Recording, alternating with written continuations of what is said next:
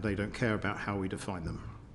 The threat and harm from Northern Ireland-related terrorism is inextricably linked to the enduring problem of paramilitarism in a wider context and in the wider context of organised crime. The lines are often blurred between those involved in terrorist activity and other forms of paramilitary activity and organised crime, and I believe you've heard quite a lot of evidence to suggest that. So just one final thing, but across this ecosystem, these groups and individuals involved cause harm to their communities in ways that are obvious, such as violent attacks, and in ways that are much less obvious, including intimidation and fear, to exert influence and control, essentially to try and remain to be relevant. And that's why we need to do all we can to remove their opportunities to do this. Thank you. Let me pick up on a few of those points. There are things, as we know, that you will know in your position, that your colleagues will know, that we've been hearing about during this inquiry, which you would not tolerate taking place in Daventry. I would not tolerate taking place in North Dorset or any of us in our GB constituencies. I take it from what you have said, you will have no truck with the sort of slight defence argument of Northern Irish exceptionalism. Well, it's always gone on, we've always had it, we just have to sort of try and contain it rather than try and stamp it out completely. No, but I do have an understanding of the history as to where we've got. Oh, yeah. So there's no exceptionalism at all. I'm with you on that. But it comes from a very different context, and I think trying to understand the context from which it flows is genuinely important to try and help crack this problem. Can I turn to terminology? You'll be aware that we've heard from both the PSNI and the prison service as part of this inquiry, and we're alert to the organic process, if you will, of how the prison service is dealing with prisoners who are there on paramilitary/terrorist charges.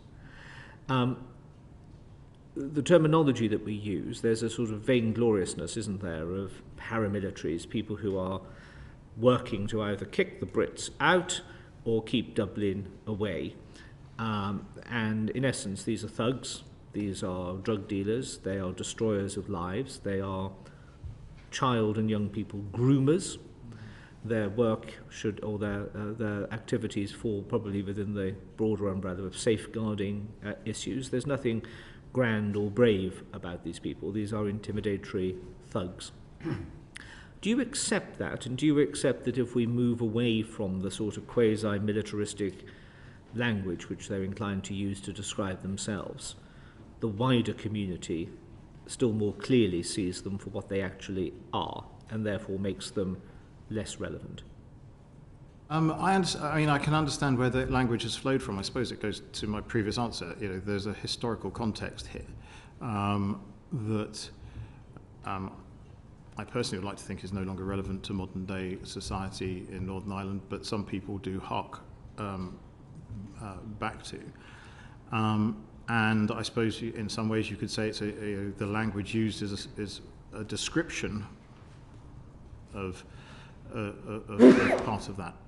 But I do completely understand your point, and I know you've talked about it quite a lot, about what these people are. And you cannot compare, and I've been caught out trying to do this, you cannot compare organised crime in London or Northamptonshire or whatever with these groups in Northern Ireland.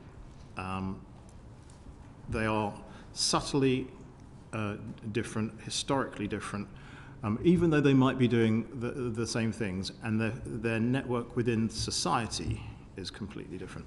But I do completely understand your point, how society might be rewarding them almost with military attributes that simply they don't deserve. You've referenced the shooting of DCI John Corbell. There have, of course, been some other events in recent time which, of course, cause concern. Are you able to say a little bit about your assessment of the security level in Northern Ireland today? and your concerns, if any, about the possibility of an increase in paramilitary activity. I mean, obviously the assessment of the security level is done independently of me, and rightly so, by other experts based on a whole host of evidence. So I haven't really got anything to say about that, but this committee will know it went down to substantial, was it Last March. Last March. So, and that was a welcome step, and that was based on amazing work that had been going on for a very long time by PSNI and its partners in this security space, who have been degrading the threats that have been emerging. It is true that we've had this shooting, and there was the attempted bombing of police officers in, I think, November the 17th last year by an IED, improvised IED. And we'd had, previous to that, a good period of time without such an attack. But in the assessment of the security threat, I mean, I think the official answer that I've heard many times, that this assessment is always being constantly looked at to see if it is the right level, and by those that I think do know what they're doing. But I have nothing much more to say than that. Sorry, Mr. Crawford. So I was just going to say, I think you heard from ACC McEwen in one of your previous sessions, just to reiterate, I think the point he made about the statistics of paramilitary activity, shootings, bombings, and punishment attacks ultimately. And I think in 21-22, they're consistently at their lowest level that they've been in the last decade, ultimately. So from a trajectory point of view, I think there's been impressive progress. You've mentioned some of there, Mr. Crawford, the traditional. We've been here a traditional way that they manifest their activities. As a committee, we've been hearing what is a very significant and identifiable growth in what you would describe as economic intimidation, lending at incredibly high interest rates, and if people then cannot make the payments, either finding payment in kind, effectively enforced prostitution. Or would you please look after this gun, drugs under the floorboards or in your loo cistern or whatever it may happen to be? Or can we borrow your 14-year-old boy to go and do something which we're not prepared to do ourselves? Now, those are not sort of bombs and baseball bats per se, but they are hugely, hugely impactful on a very vulnerable group of people in Northern Ireland, predominantly, though not exclusively, young single mothers who, in a cost of living crisis, have been finding things very difficult. How do you assess that with regards to the levels of activity which are taking place, and think about strategies to counteract them? Well, we've been actually talking about this quite a lot with the various. I mean, I guess it's one of the things you would expect a Secretary of State and other ministers in the team to do, but when we go and visit different places, one of the aspects of the visits have been to meet some of the groups that offer support to people in such situations, to talk to those that are trying to police such situations. But I think the first thing I'd say is that I don't think paramilitary lending is a new thing. I think it might be something that's gaining traction and happening more, but I'm quite sure that it's been going on for a significant. It has, but there's an identifiable increase, and it does seem to be manifesting itself. You'll be aware of the Spotlight programme BBC recently, but people who seem to be finding who is visiting a food bank, for example, who may have been signing on for universal credit, is awaiting their payment, and this is the tide you over bit of money that will just help you. Oh, by the way, you now owe us £300 rather than the £50 we lent you. So you're absolutely right. It's always been there, as it has been all over the place, but it does seem to be getting far worse. And is there not a risk that if those debts mount up, then it acts as a rather active recruiting sergeant for younger people deployed effectively by their parents as a way of paying off the debt and the loan. Well, I mean, indeed, you asked me about the BBC Spotlight programme the night after it was Yes, aired indeed. in the House. And so I actually, if you recall, I hadn't seen it, I've seen it since. And yeah, I think those concerns truly do exist throughout the both policing and security ecosystem, and indeed through communities in Northern Ireland. And yes, we have to look at ways that we can try and get in right at the grassroots. But this is actually, and I know that you've heard lots of great evidence about how the work that's going on to try and strengthen communities throughout Northern Ireland so they can repel the advances from paramilitary groups, or those actually associated with paramilitary groups but coming to people's doorsteps, not necessarily wearing that paramilitary hat. Yes. To offer support and actually go through valid ways of getting support. And so that I mean, the thing is, it's not a new problem. It's certainly, I wouldn't even know if it was growing or not, because I think it hasn't been exposed to the level that that it currently is. I think as a committee, I think we can say with near certainty that it is growing. That is certainly the evidence we've been hearing. I mean, because it's not been measured necessarily in the past. There's no baseline. Yes, it's very difficult to I get that. But we are, there are now a lot of projects throughout all the communities that are affected by this, trying to make sure that, and maybe we'll come to talk about them, but trying to divert people from, invariably young men into other activities, and actually making sure proper activities, good activities that might mean a journey to employment, as well as the more traditional sporting and other pursuits. That there's a whole great third sector offering when it comes to helping people with their financial problems and other things, trying to intercept a person who's possibly falling into the grips of these people before they get there, by having a whole host of other services and structures available to them. Do you think there's any merit for your department to have conversations with DWP with regards to the timetable of claiming, say, for example, universal credit? Because it's very often that black hole of financial self-sufficiency that is being exploited with an entirely different set of consequences to that which we would experience in, let's say, England or Wales. Yeah, I mean, I do actually have conversations with with DWP ministers about, strange enough, about this, but a whole host of other issues where I think actually DWP offers great services. Yes, yes. Sometimes I think there is a bit of an element of not wanting to go to the government to claim to get the right level of benefits, and we will all have constituents who've struggled to get to do that, make that first step, and connect with the services and the things that are available. And I do think there is a bit of an issue in general in Northern Ireland, connecting people to the services that do already exist and making sure they know that they are there.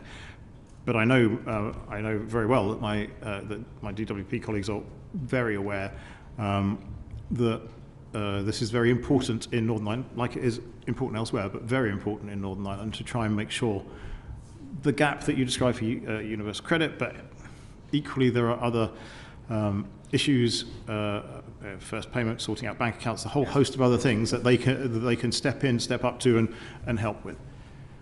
My final question before I turn to Robin Walker. Let me just ask you, yesterday the government unveiled a set of proposals with regards to dealing with small boats, illegal immigration or migration. What conversations, if any, have you had or do you intend to have with the Home Office of a potential abuse of the common travel area, of people saying landing in the Republic, travelling to the north and then moving to GB? Aware of the Home Office proposals with regards to travel documentation and the like, but it's a window which is exploitable, isn't it? So we've had a lot of conversations with the Home Office about this. both explaining to them the issue and... Yes. Home Office very rarely seems to understand how the manoeuvrability on the island of Ireland works in practice. Yeah, I mean... is our experience as a committee. I think there's much more awareness about the common travel area now in the Home Office than there's ever been before. Well, that's encouraging. Robin. Thank you, Chair, and thank you for your comments, particularly about John Cornwell, Secretary of State. I think just wanted to come back to the Chairman's earlier point about the exploitation and targeting of children. I think we've all heard the stories about the people in smart cars waiting outside the school gates. Some of the stories that the Chair just mentioned in terms of people being given guns or drugs to hide in their houses and children being deliberately targeted. I absolutely accept your point about the different context in Northern Ireland to paramilitarism versus organised crime elsewhere, but sitting on two select committees as I do, we recently had a session at the Education Select Committee on county lines and the prevalence of that, and exactly the same behaviours that we are talking about here and that we have heard about repeatedly at this committee when it comes to paramilitary groups targeting children and getting them involved in their criminal activity and using those children as leverage on the parents and the family. I just wonder if you feel as Secretary of State that there is enough coordination between the work going on across England on county lines and what is going on in Northern Ireland, because of course I accept there's a different context to it, but actually the crimes are very much the same, the approaches are very much the same, and one of the things that both inquiries have perhaps drawn to my attention and to the attention of members is the fact that very few people ever seem to get prosecuted for coercive control or child abuse in these cases, even though that is effectively what is going on. And I just wonder if that's something that we should be looking at, is actually what is the guidance for prosecutions that take place, and whether in Northern Ireland the situation, because we have this dual layer of the PSNI looking at the sort of domestic crimes and the UK government being responsible for terrorism per se, whether that might get in the way sometimes of actually realising the seriousness of the crimes that are taking place against children. Yeah, and it's a genuinely good question, because, and one I've asked in a whole different.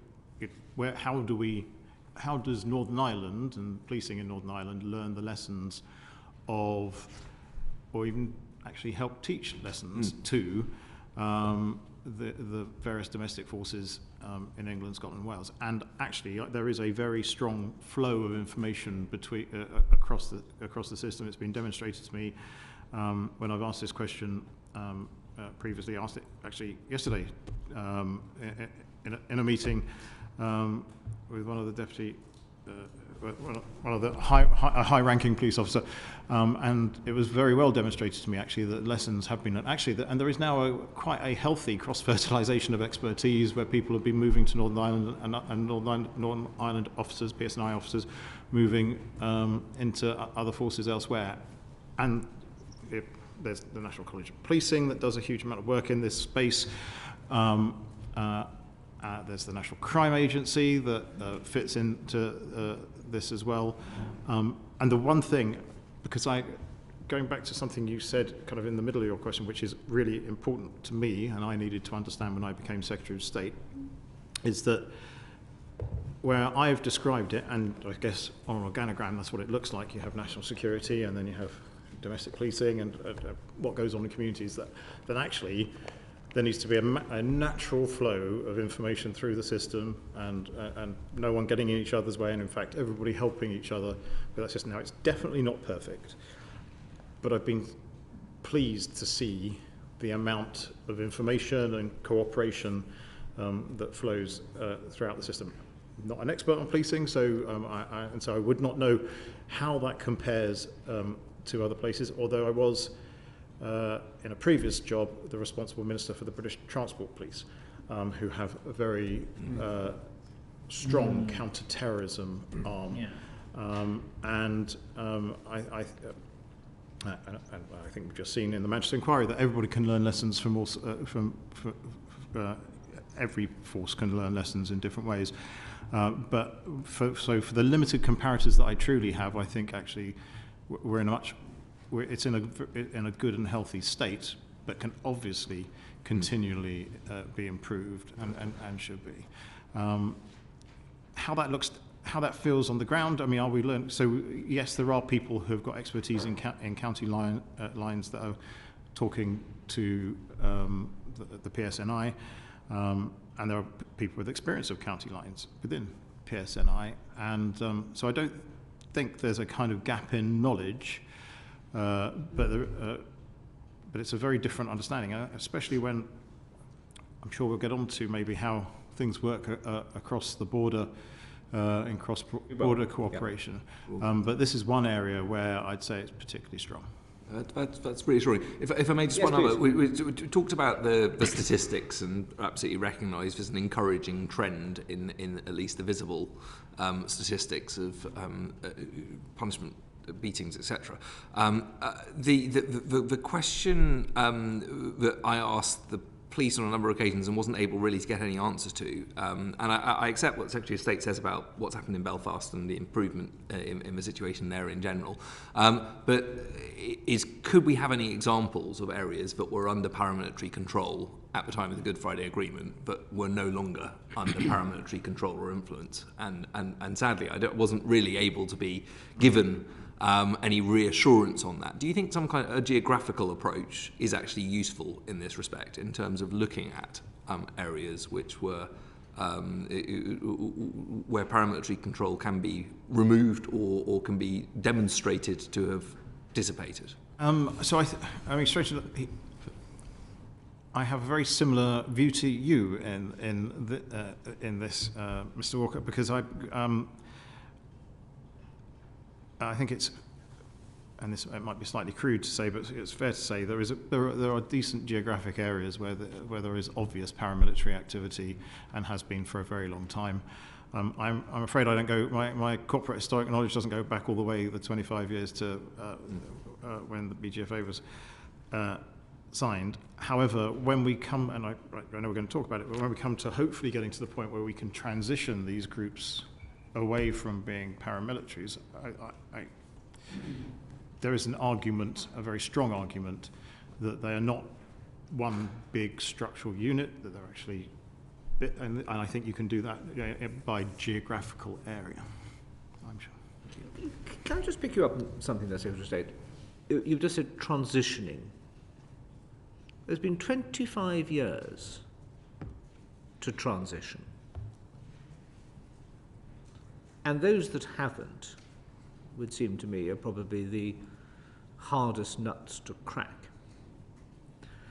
When do we draw the line? When do you draw the line? When does the PCSNI draw the line on transitioning and just do crackdown and annihilation?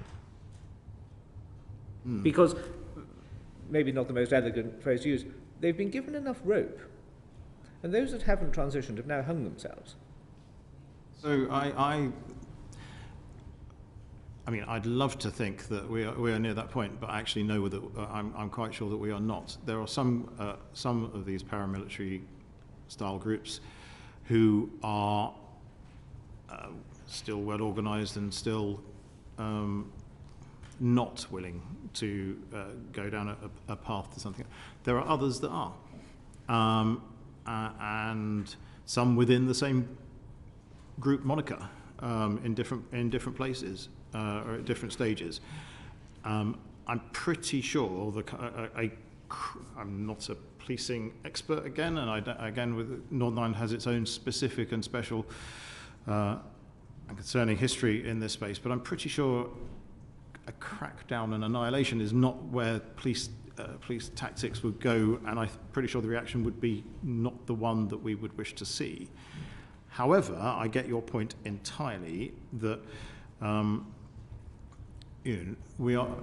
Ireland is moving. I think it's actually moving forward quicker now towards a much stronger, much more stable, much more prosperous environment, where actually the traction of these individuals and groups is already in areas where there are better jobs. I think you can probably point to the fact that they are weaker, right? And so there is a proper route, both in policing terms, in how you set up community structures and how they work, making sure, and we do have a responsibility as a government to try and make Northern Ireland as prosperous as we could possibly make it.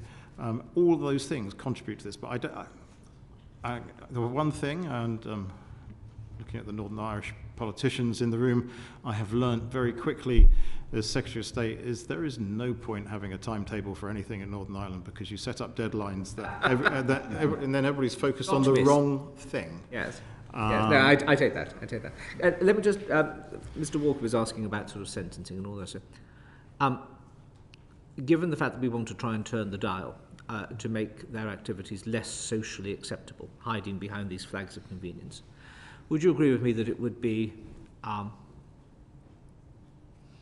right for a so-called paramilitary who inserts anally against a child's will a cache of drugs to be transported across a town or a city, should, as well as being charged with drug dealing, should also be charged with rape?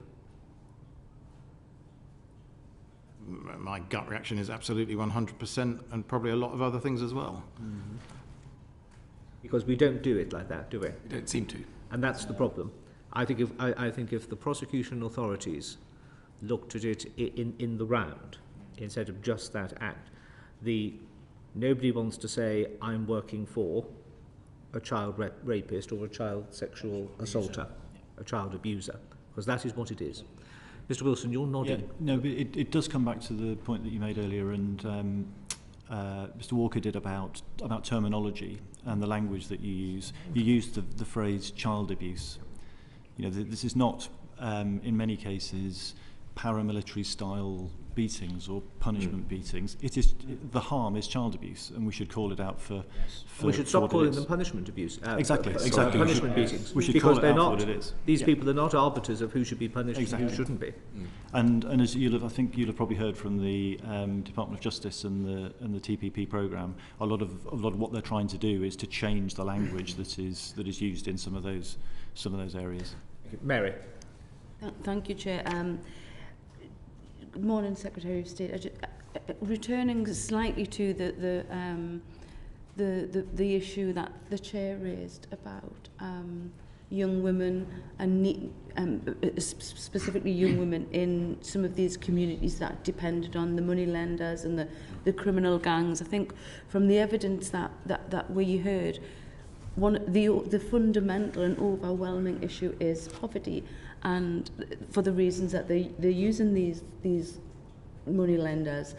And what surprised me was the fact that without a functioning executive at the minute, there is no formal childcare provision in Northern Ireland, which was a huge barrier to these young women getting into work or even being allowed to train for work, to even think about a career. No formal childcare because of no functioning executive, and it was a huge barrier to work, and therefore massive poverty in these estates. And these young women weren't, I wouldn't say that they were reluctant to claim benefits. It's more that they're desperate.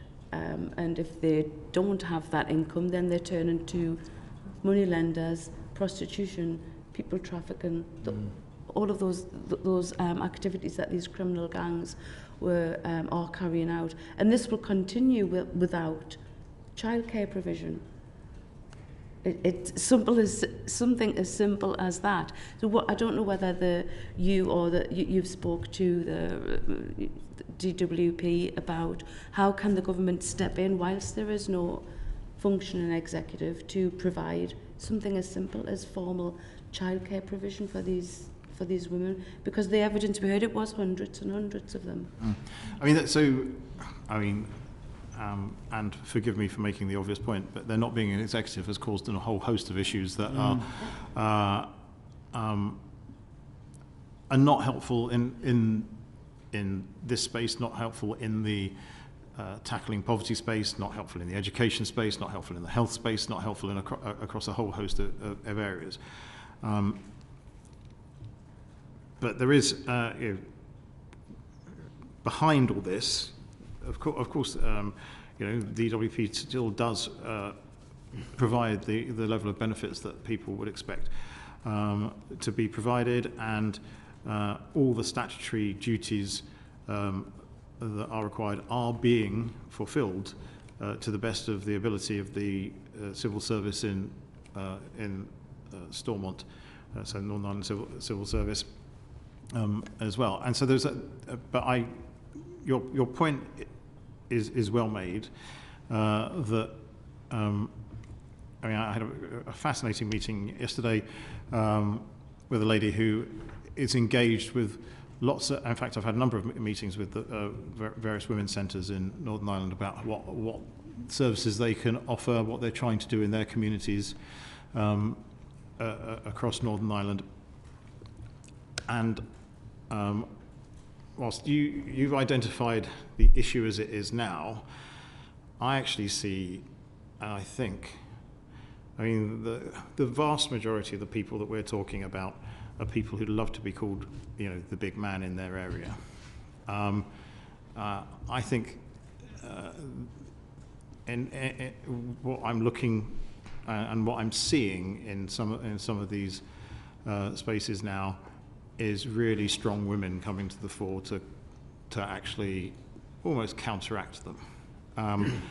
And so, yes, you're right, we need to sort out all the issues of poverty, and actually that's why, and prosperity hopefully does some of that, and yes, we need the executive back, so the issues that you found that were being blamed on there being no executive can be solved. But I think there is something, I think it's already going on, and I've met some of these individuals where helping to empower the right sort of people to in their local communities, and lots of them are women who've just had enough of what's been going on in the past, is a way, of, an extra way of getting right to the heart of the communities that we need to help. I'm afraid it is the word transition, but transition away from paramilitarism. Robert Cooper. Morning, Secretary of State. We've already discussed the importance of terminology, and indeed you've mentioned the danger of giving these groups military attributes that they don't deserve. So I could ask, how does the Northern Ireland Office define paramilitarism, and how does this definition differentiate from the definition of terrorism? And indeed, does the use of the word paramilitarism risk legitimising criminals' influence on the communities that they seek to coerce or control? Yeah, so there's no, the one thing that, I've learned so many things in 6 months you'd not, not believe, but there isn't a simple definition of paramilitarism in the Northern Ireland context at all. The Fresh Start panel noted back in in the 2016 report on the disbandment of paramilitary groups that no two groups or individuals within these groups were the same, and they pointed to all the significant differences in the nature and evolution of the various groups themselves, and a single definition just doesn't capture the complexity of all these groups in the slightest. And we've got to be, again, these groups do resemble, and I've said this before, they do resemble organised crime gangs in some ways, but in other ways, there's this overlay of historical context that means they are organised in the way that they have. They organise differently. They use militaristic language and paraphernalia themselves, and actually quite different to organised crime in Great Britain. Sometimes do have political objectives as well. It's up to them how they refer to themselves, but in some way are we legitimising them and sort of referring to what they would see as their glorious past by just not calling them organised criminal gangs or armed groups? Yeah, as I think Dominic Wilson said, we are changing the way that we use language about them, but they are commonly known as paramilitary groups in Northern Ireland, and whilst I'm very keen to make sure that these groups are transitioned away and do other things in their communities, I think it's going to be a hard ask to change to get the people of Northern Ireland to call them anything else. So like you, I feel that we should not be in that space of trying to allow them to use this terminology, but we are where we are in Northern Ireland. Thank you. Can we just turn to pounds, shillings and pence? Clearly, budgetary pressures on the PSNI are likely to have an impact on policing and therefore law enforcement's ability to tackle paramilitarism. And the absence of the executive is, of course, having significant short-term funding problems for a whole variety of people and organisations who are focused on trying to keep young people on the straight and narrow or get them back onto the straight and narrow, deal with the issues that Mr. Walker and Mary Kelly Foy has been talking about, etc. These are serious problems. They are likely to interrupt the development of relationships of trust in many areas of communities where trust is at a premium. And therefore any disruption to that actually sets it back, progress back at a greater level than it would in, I'm tempted to say, any other part of the United Kingdom. Against that backdrop, Secretary of State, what are you considering doing? What are you able to do? I know that you will say, we've got to get the executive back up and running, and I would say amen to that. But in practical short-term budgetary support, what can be done? So, and forgive me for saying what you expect me to say, but we've got to get the executive up and running. I mean, but there is, and whilst it is something that is the easiest thing to say, let me just demonstrate why that is important. Without an executive, in fact, last year there was no budget set. So, and that meant that actually, whether it be community groups who are reliant on a part of funding, their funding coming from the Northern Executive, or whether it be the police, because policing is devolved, having a budget that's going, well, almost like ad hoc, because you can't even say from year to year, because not having a budget set means it's all up in the air, causes great problems and issues for those. I've met dozens and dozens of community groups and representatives of the sectors involved who would just love to know what they were going to get in this financial year, love to know what they're going to get in the next financial year, so they could plan and continue to do their work. And that is as a direct result of not having an executive up and running. As you know, yes, we on October the 28th, the Northern Ireland office, Secretary of State, took over some of those responsibilities, and we did set a budget, and but it was a budget set in circumstances that when we did not have all the information available that was required. So there's a whole. This is not an ideal solution. But to answer your question in the way that you want me to answer it about what am I doing, what can we do? Well, firstly, I actually do have conversations with the PSNI about this, and trying to understand what their asks are and what they need. Now, police, just to completely clarify things that you all know, but if people watching might not, that policing and justice is a devolved matter, and so it is direct responsibility of the executive. But we have in those conversations, I'm trying to make sure that there's elements of the budget that the British government have kind of have put in place. Actually, arrangements have been in place since 2010 to provide ring-fenced additional security funding for counter-terrorism activity in Northern Ireland. The UK contribution for the financial year 22-23 is £32.1 million. This is the same as provided for 21-22 and has been provided each year since 2015. Now, that provision is agreed on the presumption that the Department of Justice in Northern Ireland match fund the money coming from the UK government. And so there are elements of funding that go to PSNI that are directly coming from UK government. But throughout those conversations, I've seen in GB policing, and certainly I saw in the policing of the British Transport Police, that policing can't stand still. Yeah. And there's definitely reforms and things that can happen, but that's not my responsibility. But I'm making sure I'm listening to the PSNI. Let me just ask the question of Mr. and Mrs. Smith on the Ballymena omnibus, because you mentioned in answer to an earlier question that people don't really get involved with the process about what's devolved and what might be the responsibility of a local council or Westminster or whatever. But nobody gives a toss about that. They just want to see good services and a peaceful society and a growing economy and all the rest of it.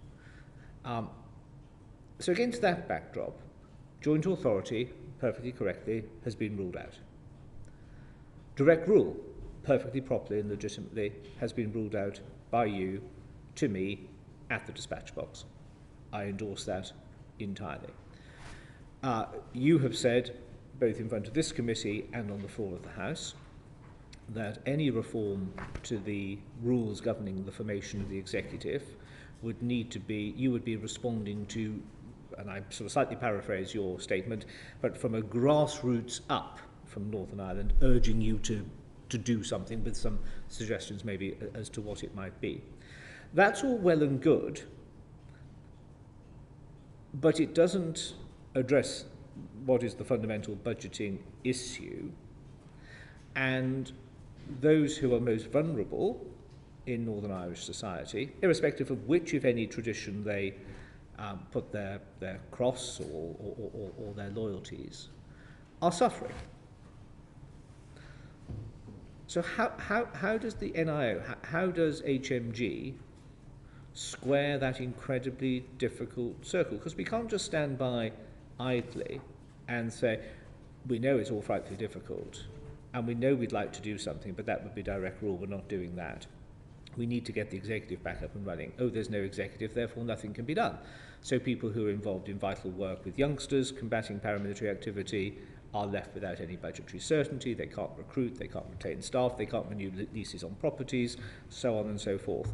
And we end up probably with a whole raft of people who we need to have faith in politics, giving up on politics and politicians and the political process, just saying, to hell with it, we're just going to go back to a very sort of feudal, tribal way of doing things because that's the only way we can get things done.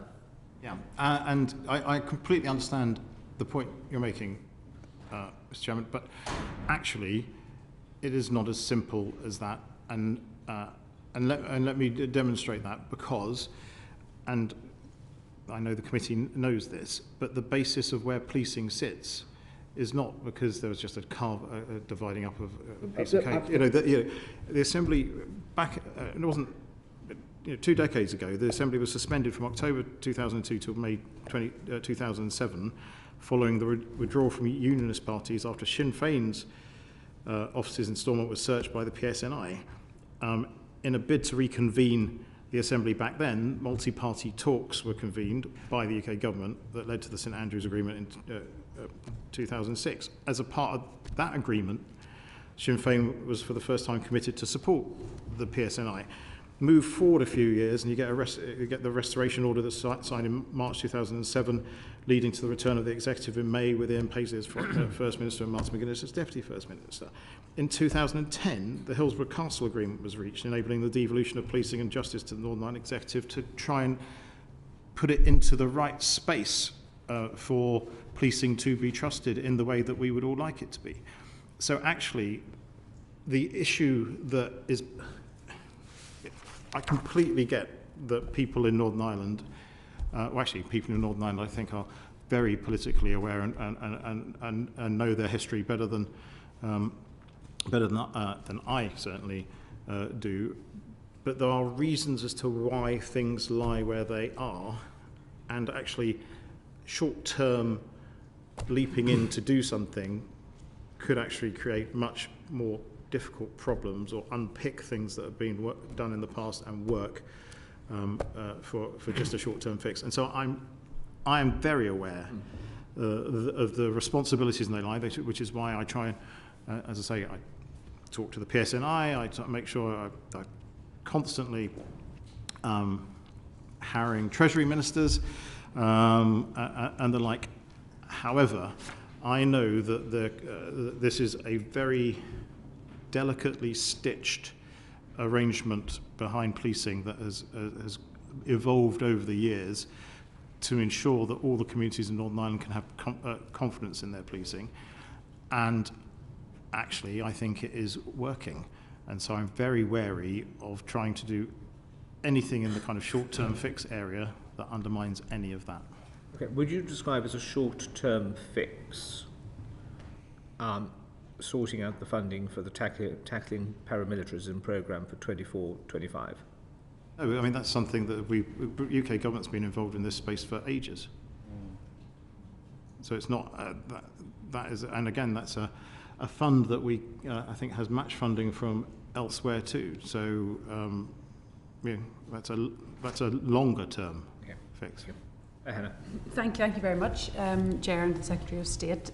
I wanted to ask about coordination and having an effective whole system approach, and actually in that context it's absolutely right that the Chair has focused on the issue of budget, because we are in a scenario where there have been active murder attempts, lots of fighting talk from loyalism, as well as just the continued poison of organised crime. So in that context, that the PSNI aren't able to fire on all cylinders, it is appropriate that the government show solidarity with them, and in particular because dissident Republicans, to the extent that they have any particular aim and aren't just obsessed with violence, what they are trying to do is ensure that policing isn't normalised and the community policing doesn't happen, and that young people, particularly when they come in contact with the police, are engaging and seeing them in a militarised TSG way, and by not ensuring that the PSNI have adequate funding to do community policing, we're almost reinforcing that. It's also the case, as far as I can tell, that the NCA spend 1% of their budget here, despite us having 3% of the UK population, and perhaps that is why there have been almost no unexplained wealth orders.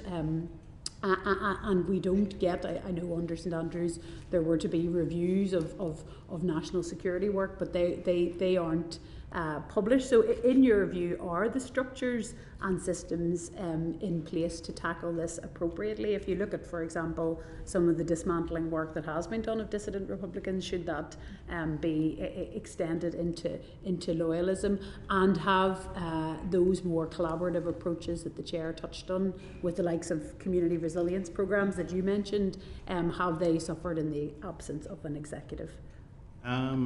But to answer the last question first, I mean, I think lots of the community resilience programs that I've mentioned, I don't think they've suffered immediately from the removal of an executive. However, they are very, very concerned about what their budget is going to look like for the next financial year, and I've heard of examples of where contracts haven't been given to continued for people who are working in these spaces and stuff. So I can give you anecdotal evidence on that, but I can't give you a across the board answer. When it comes to policing, I actually do think the police currently are funded to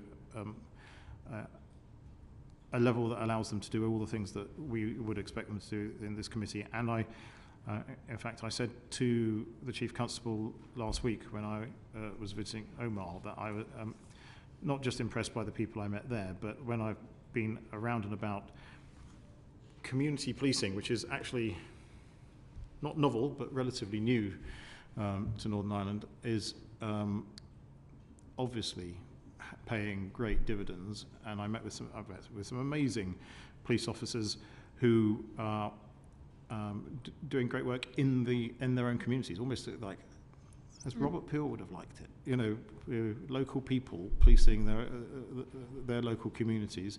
Did the Chief Constable indicate that he thought that he was adequately funded to continue to provide? Oh no, that? as you know, he would like he wants to he has plans for more officers and whatever, and I believe he sent all the political parties in Northern Ireland some correspondence about what that looks like and what he'd like.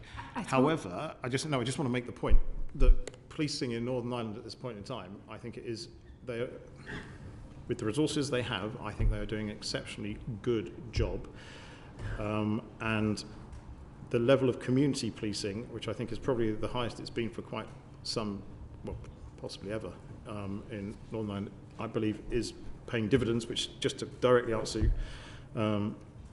your question, but then in budgetary terms, what else happens? Now, Mr. Dominic Wilson beside me is a member of the Tackling Paramilitary Programme sponsor group, and both checks on where money is being spent, on how money is being spent, and the policies behind it. Dominic, I don't know if you could give the committee a flavour of that. So I think in answer to your question on collaboration, I mean it's difficult, isn't it? It's a complex business. It's a hard business. So that, let's get that straight up. At an operational level, I think PSNI and the Security Service work very closely. There are other structures that you will have heard around some of the organised crime space with the National Crime Agency and HMRC and PSNI, the Paramilitary Crime Task Force and all that. So there's that. So operational collaboration, and then there is also reach back into NCA capabilities in the UK. So how that translates to your 1%, I think we could dig into how much is permanently allocated in Northern Ireland and how much is available as a sort of as a reach back as well. Then moving into integration and collaboration in the interface between operational delivery and the sort of the policy world. We have regular conversations, as the Secretary of State said, at his level with PSNI and with the Security Service. James, there isn't a week that goes by without James having a conversation with the likes of Mark McEwen and equivalents. So that conversation happens as well. As the Secretary of State said, on the broader community outside of law enforcement through the TPP programme, James sits on the 3 benefits realisation groups that meet quarterly. I sit on the sponsor group. So it is absolutely tied together. I think if there is one area, and it slightly returns us to some of the earlier conversation, I think the next step, and you've probably heard this from TPP as well, is how the tackling the paramilitary problem becomes a whole of government approach in Northern Ireland, but also to a certain extent here as well. And you highlighted some examples of conversations with DWP, for example, but certainly taking paramilitarism across all the resources that and programmes that are spent in Northern Ireland, I think is quite important, and that sort of preventative approach is what the TPP are trying to do. Well, that's an encouraging assessment in terms of the coordination, but I'll just reiterate with all of those sharp political contexts that maybe weren't in place when budgets were being established, and the fact that we don't have power to mitigate this in the absence of an executive. As you said, they are doing a good job on community policing, and thank God for them. And I think all of us would struggle to get up and do the job that they do with the threat that they are now facing. So the context of having, being underfunded to the tune of, I think, £200 million, that is concerning. I just wanted to briefly ask your view on the space and the validation everyday discourse is giving to paramilitaries. How concerned are you that for example, constant flying of paramilitary emblems, particularly in loyalism, and constant utilisation and foregrounding of past exploits in republicanism is perpetuating this stuff and keeping society's tolerance of paramilitarism too high. I know the PREVENT programme is not without controversy, but it seems I can't imagine for a minute that the overall noise and space provided to paramilitarism would be tolerated for a minute in this country. Yeah, but it's, again, I've come to learn that everything in Northern Ireland is about understanding and balance. And if you were to take away some of those communities' opportunities to, I understand the point about symbols as well, completely. But that's why, I've met with the commission that deals with flags and parades, and they do amazing work behind the scenes on trying to make sure that spaces where issues might have happened in the past, or where things fall on certain dates that are of importance, there are proper conversations, and they're not done at kind of government to individual level government bearing down, but done by people within the community, so there's an understanding of the pressures and the needs and what issues might flow from doing something. And there's not been many of these issues since COVID, and I hope that continues to be the case. But I think there is much better understanding. I don't know, James, have you got anything to offer in this space? No, well, just to say, on your specific points on flags and emblems and so on, the Commission for Flags, Identity and Culture and Tradition did make recommendations. Did a long time ago, and they haven't gone anywhere. Exactly, and I think for us that's one of the reasons why we think the absence of the executive is having an impact in this area. But there are those recommendations that are out there that they need to be acted on at this stage. Up to the current moment, can I ask, do you think we're giving too much space in broadcast for this material?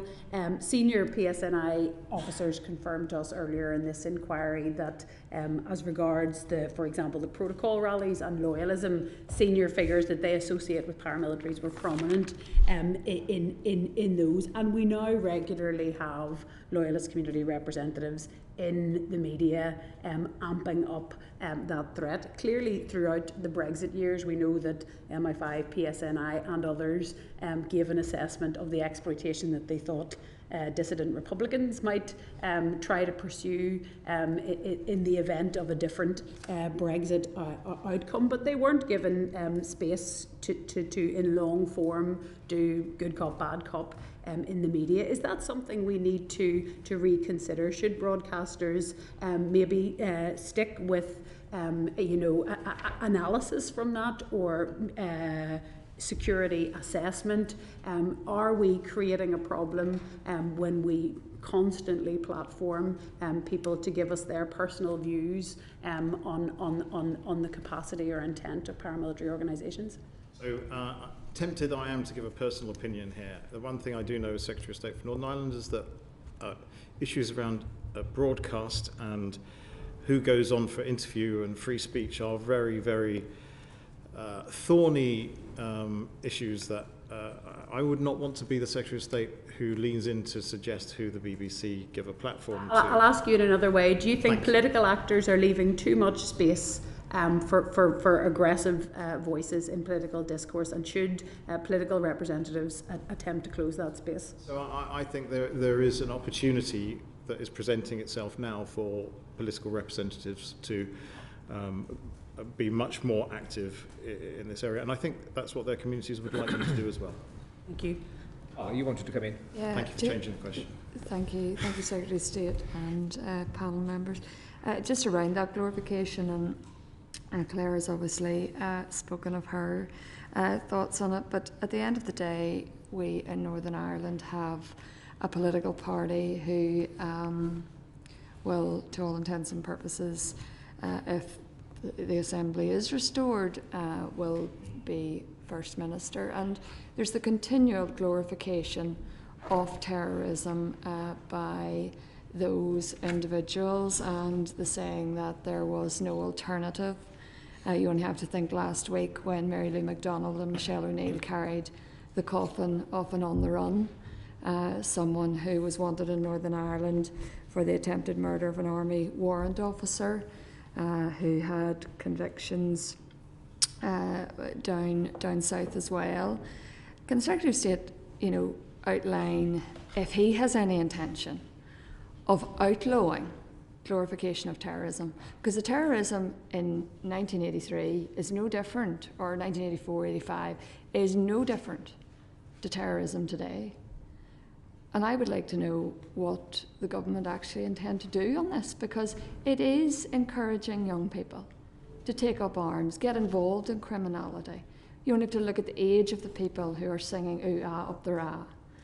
So what more can we do? And what more will the government do? So there's never been any justification for paramilitary activity in Northern Ireland at all, and there is none today. And I do understand that commemoration is an unbelievably complex issue, and I've had representations personally from both communities on issues to do with this. But forgive me, Mr. Lockhart, but it's something that the executive leads on. And we should not allow a culture to emerge which glorifies violence of the past. Completely agree with you. Risks individuals vulnerable to present narratives kind of getting involved in things they don't want to around the justification of violence. Absolutely right. But again, this is something that sits in this devolved space. And so maybe the government should get involved, but the government that should get involved is the executive. Well, due respect, Yes. the individuals that are glorifying the terrorism are part of that executive, and I'm not certain they'll take action against themselves. There is an opportunity, and there was an opportunity within legislation recently around the glorification element, and there still is an opportunity, and I believe it would be very fitting for this UK government, who are sovereign in all of these matters, to take action and to actually introduce legislation.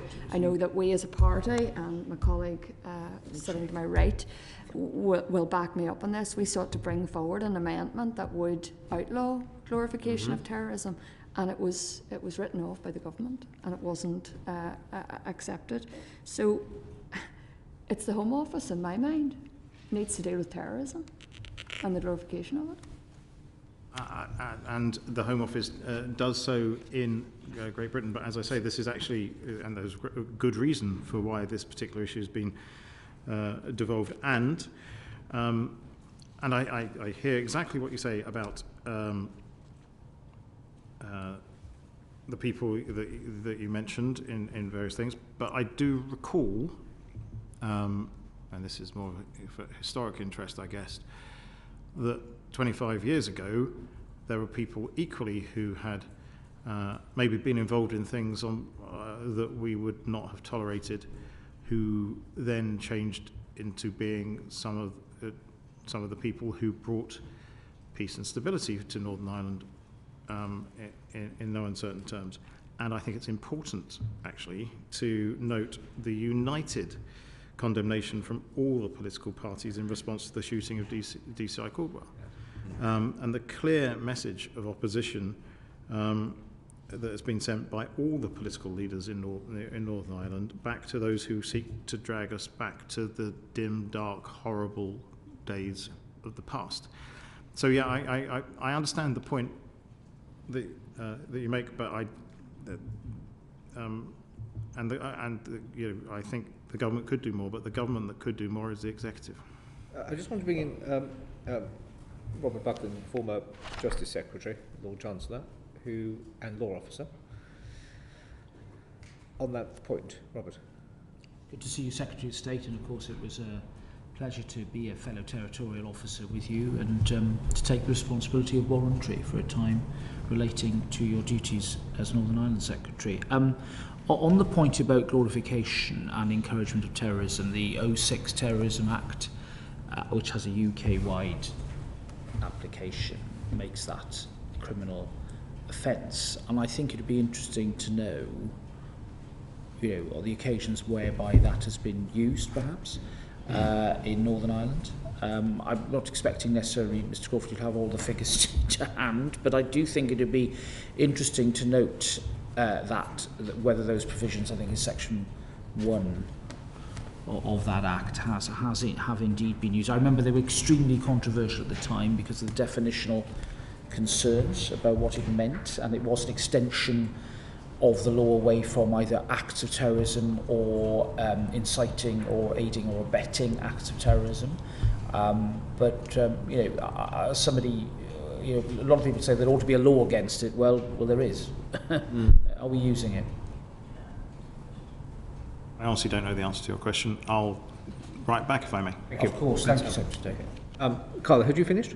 I just... Because I wanted... Yeah, I just go back to, we have people today who are condemning the murder of John Caldwell, which is absolutely right and correct. Attempted murder. Yet they don't... the attempted murder, apologies, but they don't condemn, and they think there was no alternative to the shooting of a gentleman in Fermanagh beside his son in a tractor. Mr. Chairman, thank you very much. Sorry, it's always a great to have you here and to speak to you as well, and it's a pleasure. I'm always very conscious of our past, of course. Never forget the past, but always look to the future. That's the way we should. I'm mindful as well that I want to give 3 examples and then refer to one today if I can. I'm always concerned that when it comes to better working relationships with the Army and the police in Northern Ireland, MI5 as well, because it comes across that, and the Republic of Ireland.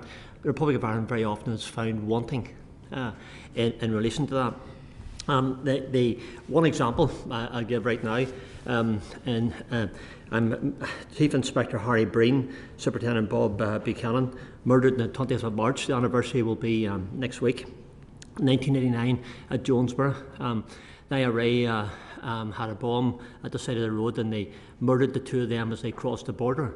At that time, and my party leader, Jeffrey Donaldson, has referred to this as well in discussions, mentioned that there was allegations and some evidential base to prove it of Garda Síochána collusion in what took place. That's an example of some of my concerns, Mr. Chairman, to the Secretary of State in relation to that. The Omagh bomb, the member for North Down and myself were in the chamber that day whenever the statement was made, and I think I made the comment and others did as well. The bomb was constructed in the Republic of Ireland. It was moved from the Republic of Ireland to Northern Ireland to Omagh, where it was then detonated, and 29 people lost their lives, including 2 unborn. Ever mindful, that's another example of where the Republic of Ireland, when it comes to working better together in security, have fallen down. A third example of that, Mr. Chairman, is on the 10th of December 1971. My cousin Kenneth Smith was murdered by the IRA. 3 IRA men murdered him. His colleague was a guy called Daniel McCormick, a father of 5. He just happened to be a Roman Catholic. He also was a former member of the Ulster Defence Regiment. And the IRA, when they murdered them, crossed the border and escaped, and were never made accountable for that. So we look at these examples, Mr. Chairman.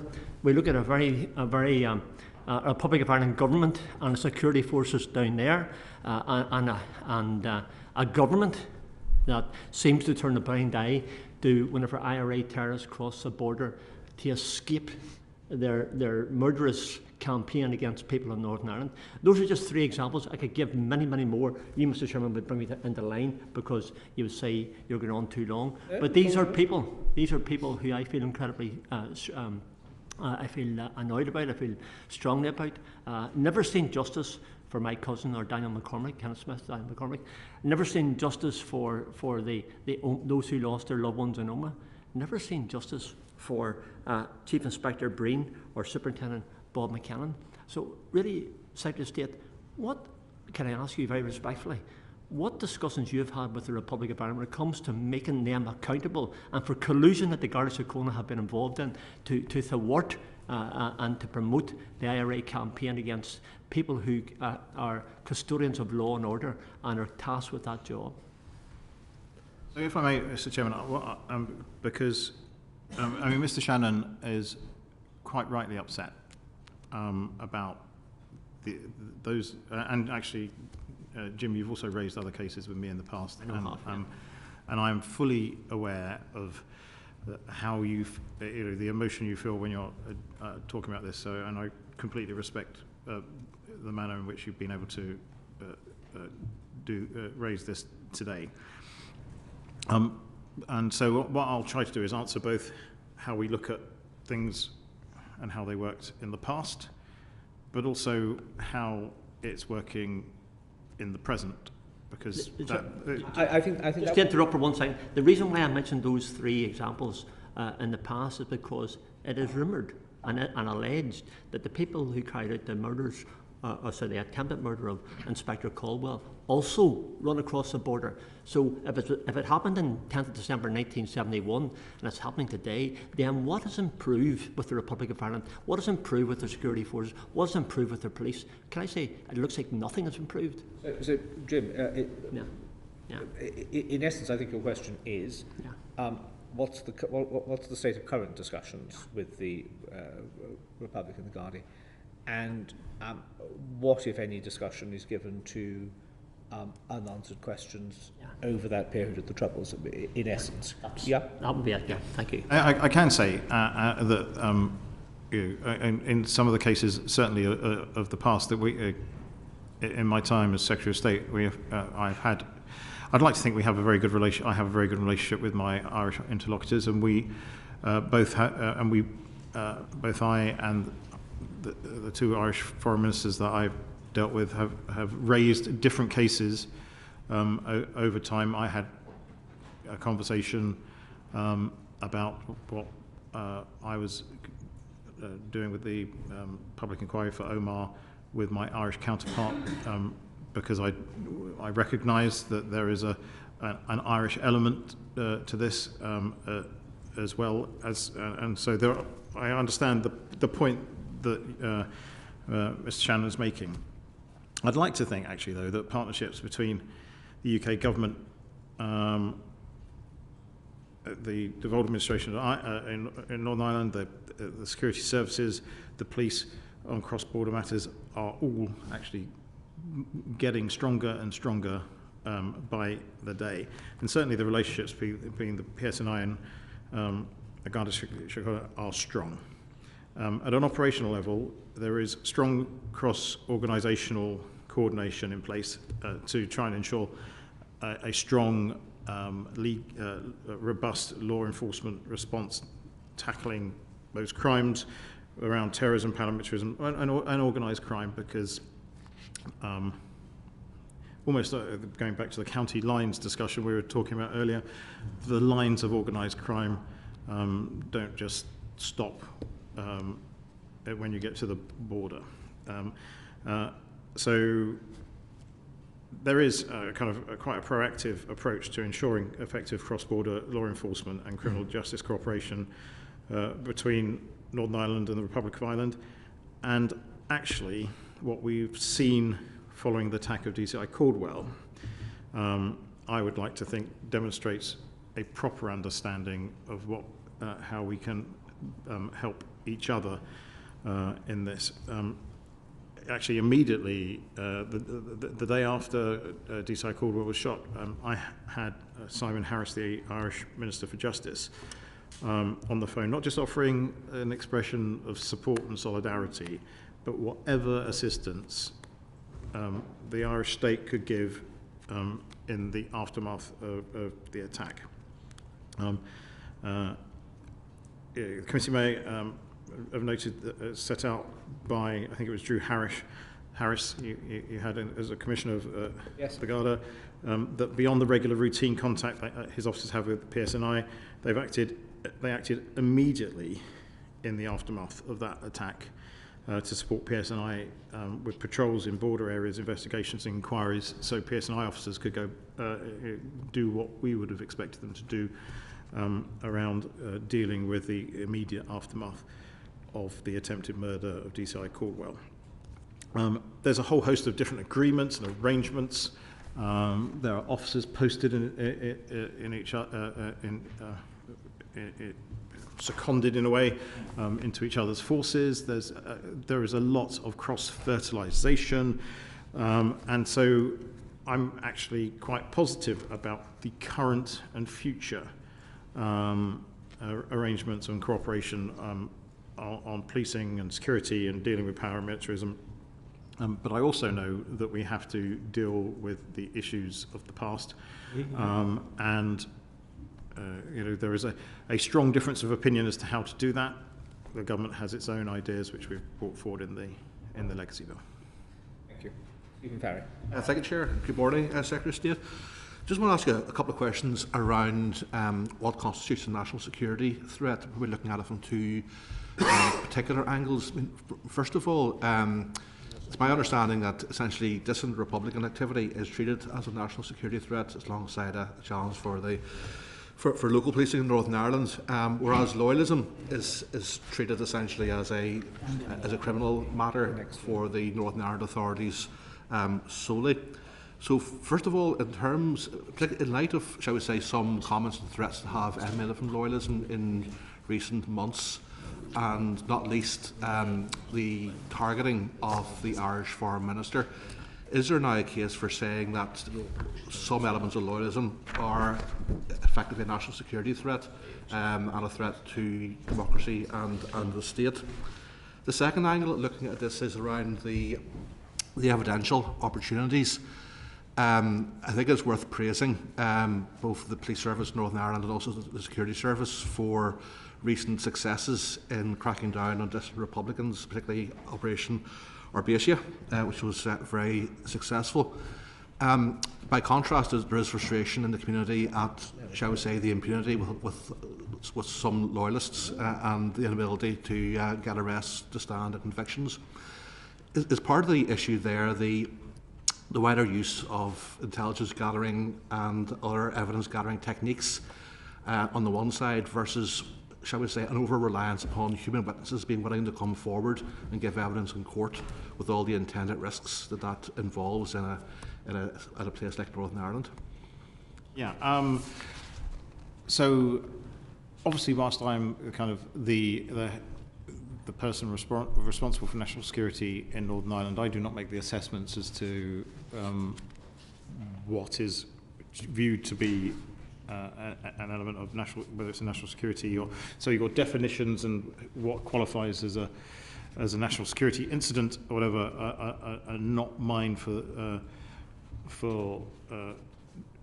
defining. I don't know if either of you can help me out on. So there isn't a set definition, and as you know, the UK government produces sort of periodically a national security strategy, and every time it does, it differs in scope to some degree. For the purposes of this conversation, though, the current view of national security is that it does cover a range of activities, from obviously terrorism through to serious organised crime as well. So there is nothing in the sort of definition space, I think, that causes a problem.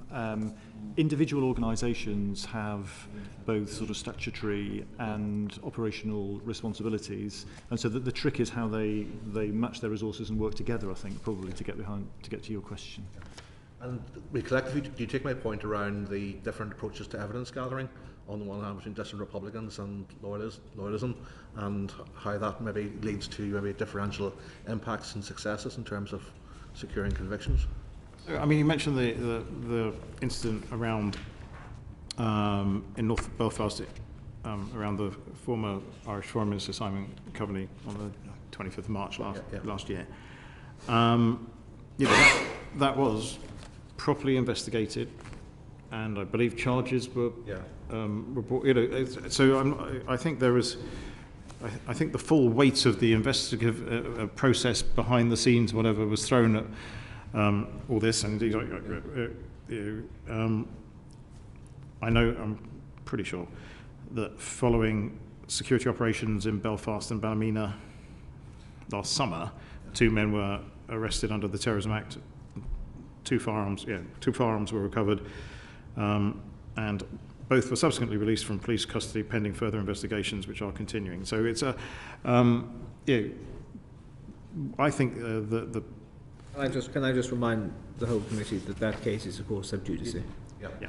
If I maybe just maybe move on from that case, maybe just talk in more general terms. I mean, for example, there's never been, to my knowledge, in recent times, a conviction for someone instigating a paramilitary style attack, because you are essentially reliant upon a complainant coming forward and saying that person there threatened me and did this because of the obvious fear of retribution for their family, and or perhaps someone's going to be expelled from their house and moved out from the community.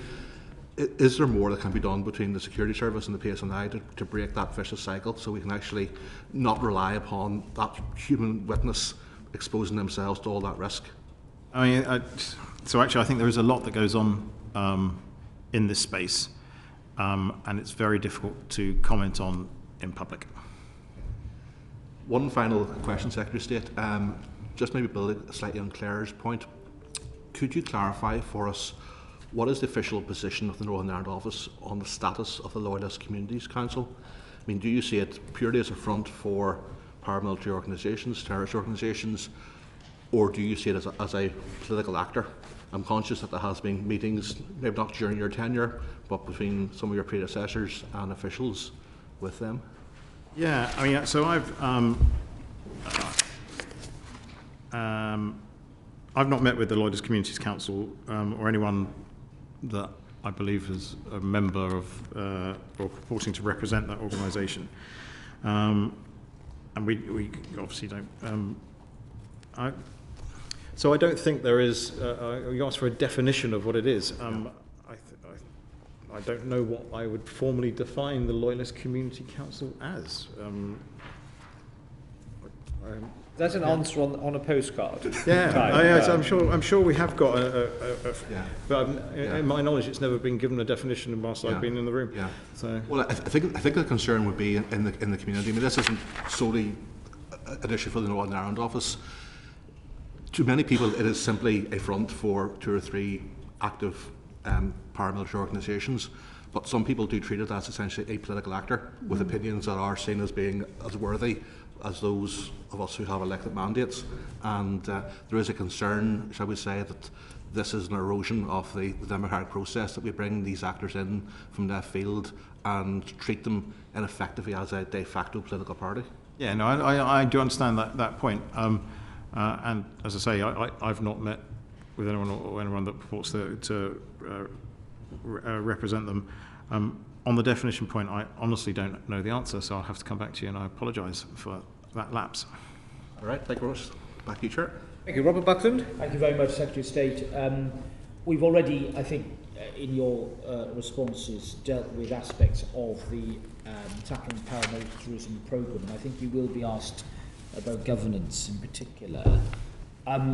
Let's just track back to 2015 and Fresh Start, where clearly there was a really sensible attempt to bring together the issue of paramilitarism itself and also the wider socioeconomic causes and background to it, to bring it together, if you like, to look at it more as a public health matter, on the social model, rather than just always looking at it as a criminal justice matter. It's something been banging on about for years in various contexts here in England and Wales.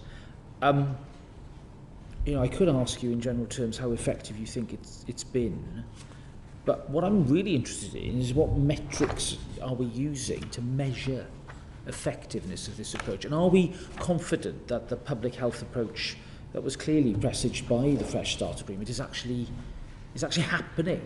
Yeah, I mean, there are various. In fact, I'll turn to James in a second to give you an idea of the kind of metrics that exist.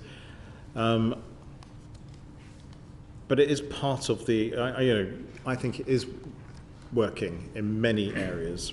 It obviously needs the communities to want to respond in those areas, and I have seen examples of where it is working, and I've heard of examples where it has not. And I actually think you need what we have developed, or what has developed in Northern Ireland. It's not my responsibility, and it's not because of me that it's happened in the slightest. But there are people now thinking all the way through the line, right from the very trying to deal with this problem at the very grassroots level, to properly intercepting the proceeds of ill-gotten gains and crime at the highest level, using all the levers that we have through our criminal justice system. And I believe I believe you've been given, in fact I gave them to you in the letter, some good statistics that demonstrate how all this can work at the top level. But I don't know if, James, you've got...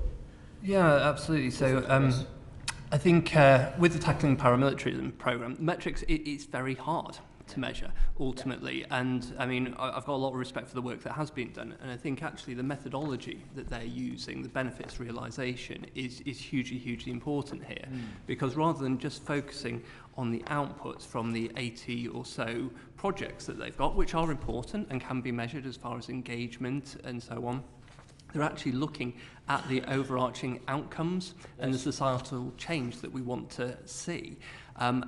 And that is hard to measure, and that is a long-term thing to look at as well. So we do use things like the Life and Time Survey to try and measure those attitudinal changes. But say at the behavioural level, a lot of the information can be quite anecdotal, but also just seeing, say, for example, the Developing Women in the Community project. The engagement with that we have seen clearly go up. We have got statistics of the number of women who have been engaged in that in phase 1, which I think was about 250, and the plan for phase 2 from December, I think, last year through to March next year, is aiming at just under 600, and we are seeing that engagement go up. But the long-term outcome is difficult to measure. And as far as how we have the governance of that, we talked earlier on about Dominic being on the overarching sponsor group, and I sit on a level below on the benefit realisation groups. One of the constant discussions that is happening there is about the data and how we get better data and how we use that data to ensure that the projects are being hopefully mainstreamed in the right areas, the right geographical places, and so on. So I think the methodology is right. But there's two levels of metrics: the project, which has some really good data on it, and the longer term, ultimately the outcomes of a safer community, which we're seeing the right trajectory, but is so difficult to measure.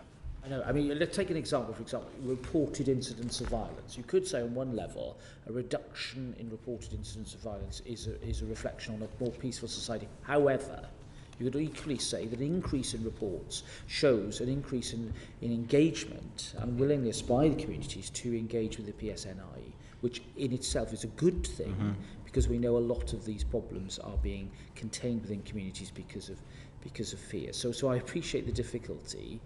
Are you, in terms of getting that uniformity? All right, these programs are all different, and we're doing different things, but are you satisfied you've got a sort of overarching, uniform sort of way of measuring this that can be easily understood and will help inform policy making in the future? So I am, and I think I would put it in the context of the NIO role. We're not leading the project, obviously. We're a key stakeholder in it. But I absolutely think the work that has been done is hugely useful, and the data that's been gathered is really helpful. We're coming to the end of phase 2 of the Tackling Paramilitarism programme, and actually there's a big decision as far as what happens next. And I do think, to answer your question, I think we have got the evidence base to inform those decisions. Now, is it the amount of data that we would wish to have? No, but that is the difficulty. But just if I can go back to your earlier point about how you kind of look at reporting and so on, I think you're absolutely right. One of the biggest issues I think we come across is how underreported things are. And actually the work to build community resilience, individual resilience, to encourage people to speak up and report these things, I actually would see that as a positive. Agree. Thank you very much. Anything else? No. Sir Robert Goodwill. Thank you very much indeed, Chair. think one of the ways that we can combat the way that some of these paramilitary groups are so embedded in their communities is to give young people alternatives, and alternatives through education, alternatives through employment. But of course there's always a danger that some of these groups may be masquerading as community groups when in fact they've got also roots within some of these paramilitary organisations. So what are we doing to ensure that all of this funding reaches the desired target and none of it's siphoned off into the sort of people we don't want to give any assistance to? Yeah, I mean, we have, if I may ask Dominic to answer that particular question, because it's a fair point, and there's been the odd example in the past. Yeah, it's a very fair point, and one that the TPP, the programme, spends a lot of time thinking about. I think there are two things I would draw out. The first is there's a short-term sort of expediency sometime in decisions that is problematic, where in order to make a short-term intervention in a particular community, that intervention relies on an individual or a group that doesn't have the long-term benefits of the community at heart. So, for example, is a gatekeeper for funding, but provides quite a convenient way of dealing with an acute problem in a particular circumstances. So the housing of a family, for example, under threat, where there is a temptation for programs to be targeted at individuals. So they're very conscious about that short-term problem. Longer term, there are a series of values that govern the program that are designed to get absolutely after the issue that you raised, to ensure that all the money is going to people who are fully committed to moving away from paramilitarism and see a different future for communities. We also have a risk framework in place for escalating the risks, because in some cases, without a little bit of risk, you don't always get the rewards. So sometimes people are operating on the borders of the risk, but there's a risk framework in place to make sure that the judgments for that are being made at the right level. What degree of coordination has there been between the Northern Ireland office, the executive when we have one, and also I guess the Republic, because sometimes funds comes into groups from south of the border, to ensure that there is a consistent approach and that we know exactly where the money is being funneled? Yeah, so there is a lot of money being spent, and there is a risk that not every project is embedded in the ecosystem of tackling paramilitarism that we're talking about today. So we've just launched a bit of work actually to try and capture all that funding and ensure that that everybody is operating. Of course, they're operating to the same values that you would expect, but they have the requisite knowledge to make the right decisions about where the money is going. I mean, to be honest, a lot of the delivery is done by partners on the ground in Northern Ireland, and they know the lie of the land, far better than I or anybody else in the Northern Ireland office do, and that's one of the advantages of having delivery done there rather than here. But it's something that we really watch. It's also something the committee's seen some excellent work in community in Belfast, Londonderry, and elsewhere, where we can see community groups who really got the benefits to their community close to their heart. But there's always that risk. Do you think maybe in that regard, having a code of practice, a standard code of practice and behaviours that all community organisations should adhere to, and if any of them cross the line on that code of practice, they should not receive funding? Yep, so we do, for the TPP generally, as I say, we have the values document, which I can certainly let you have if you haven't seen it already, but for certain projects as well, we also have a contractual arrangement that enshrines those values contractually into the delivery agreement. Thank you very much. Thank you, Chair. Thank you. Just on this budget issue and the community groups, etc. Is there scope, and Secretary of State, you may not be able to answer this directly and may need to go and think about it, but given the fact that we have heard, both in evidence and anecdotally in informal discussion and briefing, that there's quite a lot of projects which are teetering on the precipice of durability because of the absence of the executive and their element of funding coming in. Actually, some considerable praise, I have to say, we've heard for your department that has been where you have a percentage of funding to give, that's always been guaranteed and so on and so forth. So it's not a criticism of the NIO. But in order to allow those groups who are working in this particularly important space, tackling paramilitarism, supporting families and the like, is there scope for, in essence, de facto direct funding from Westminster, but with the concomitant top slicing from the block grant? So it was, if it had been made by the executive, but given the importance of the work, you did it. So it's not direct rule funding, it's in essence you acting, I suppose, for want of a better term, in loco parentis. Yeah, I mean, so I've actually not been asked that question before, though there have been other guises where I've been asked by all the political party leaders to step in to do something that would normally be done by the executive. I'm very wary of that. The only times I've stepped in are either because I've had a legal duty to do so, or, as I say, all the political party leaders writing to me asking me to step in a certain, in Daffy's Law's case. In budgetary terms, I think that would be tremendously difficult to do.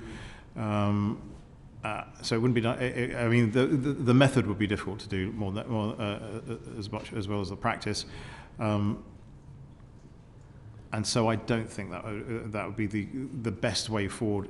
Even in that very specific and narrow space of community activity focused solely on tackling the impact of paramilitaries.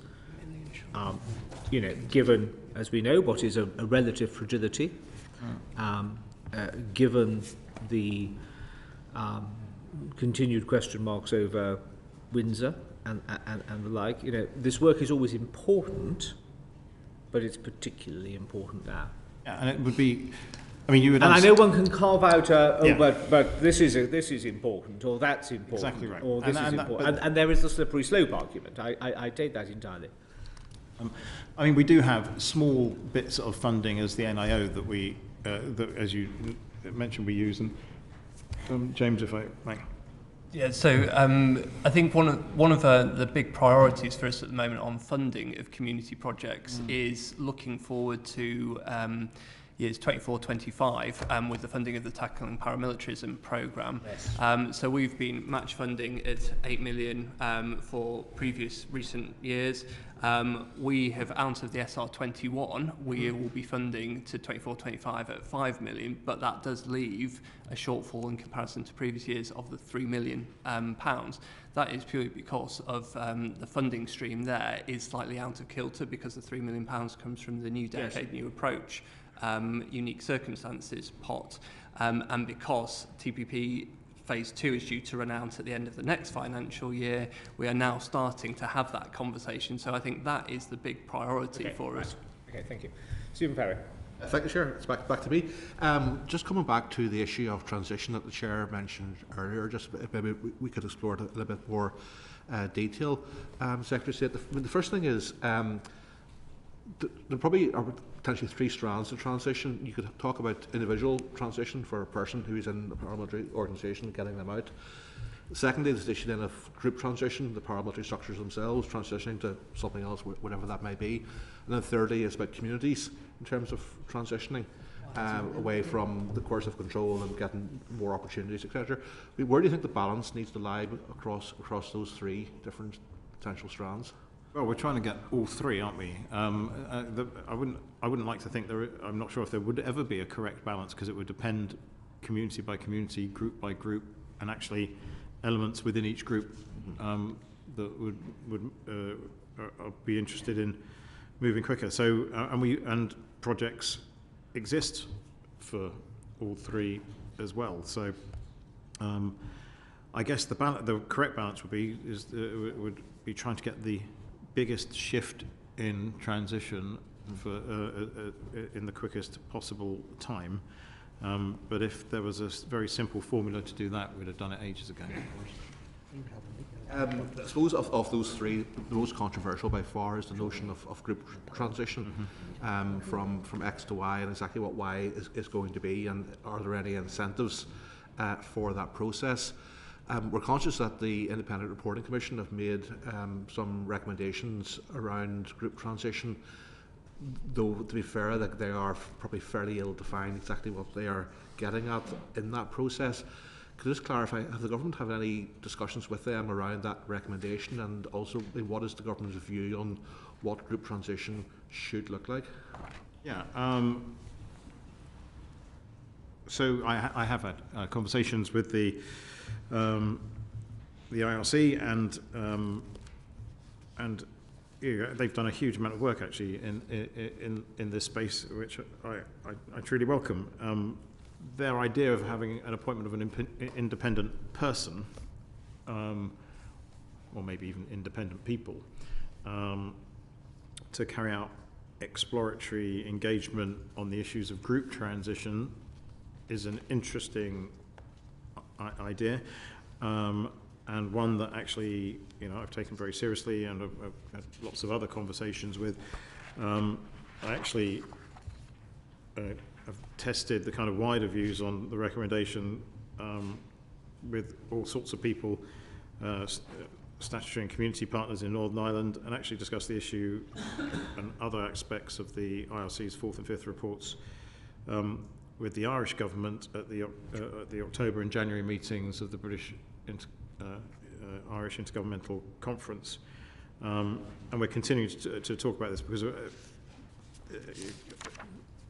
there seems to be a view that in trying to get group transition in the past, it's fallen down at different hurdles, and maybe having someone who is almost like the halfway house in the communication process to help guide and bring people who do want to go on this journey and help them through it. It'd be very difficult for them to go to someone actually who's in government and say, oh yeah, we want to, or in the policing service and say this. So having someone independent where that can point and help them to the right expertise. So there is value in it. I'm seriously looking at that recommendation actually. Just maybe to slightly push back, or maybe to be fair, I mean, you haven't given a firm opinion either way on the issue, but do you see some of the potential pitfalls that people have raised around this? For example, if this involved money to paramilitaries in the context of what is very straitened time, how unfair that may seem to people. Secondly, the fear that this is simply disingenuous in the sense that it's just an organisation reforming under a different label, but maybe continuing some of the coercive control.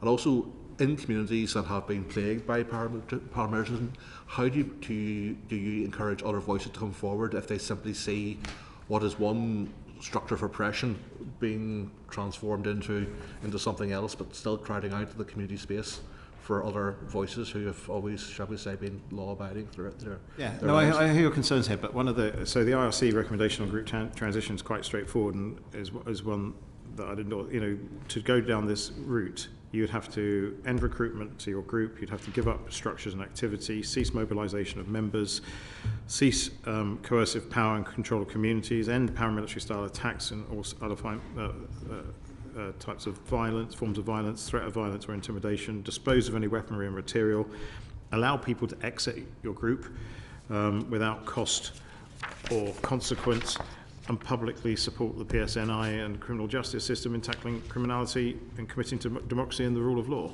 So, and engaging with legacy bodies. So that, I think if you're willing to do that, I think we should be willing to allow these people to make that change. Is there anything stopping anyone actually doing that transition of present in society? I mean, what are the barriers? I mean, this may be rather simplistic, but if you want to stop being a paramilitary, stop being a paramilitary. Yeah, I mean, I I'm not the right person to answer that question because I cannot put my own mindset inside the head of a paramilitary person. So I don't know what the drivers are, or what I can guess, but I honestly don't know the answer to that question. Back to you, Chair. Thank you. Robin Walker wanted to come in and call the lock up. Robin. I apologise for taking the conversation backwards a bit, but it was following the chairman's point about funding, and I know from experience how incredibly difficult and frustrating it can be to join up different pots of government funding, and particularly between the devolved and UK space. But we've had a really welcome announcement today in England around PE and sport premium, which is doing exactly that and providing a multi-year funding settlement, which has been long sought after and mechanistically very, very difficult to deliver. Due to the absence of an executive and the incredibly difficult position that you were put in over setting the Northern Irish budget, there are big cuts due to come through to education funding in Northern Ireland. Now, hopefully there will be some Barnett consequentials from today's announcement, which may help to some degree with that. But would you agree that actually looking to join up funding and provide multi-year settlements when it comes to both education and community sport and activity for young people is actually an important part of the solution for tackling paramilitarism and providing diversion from those young people getting drawn into the criminal networks that are there? And is there anything you feel that's in your power to encourage that and foster that? I absolutely accept the first element of that is bring back the executive. I mean, the answer to the bulk of your question is yes. I think you're absolutely right.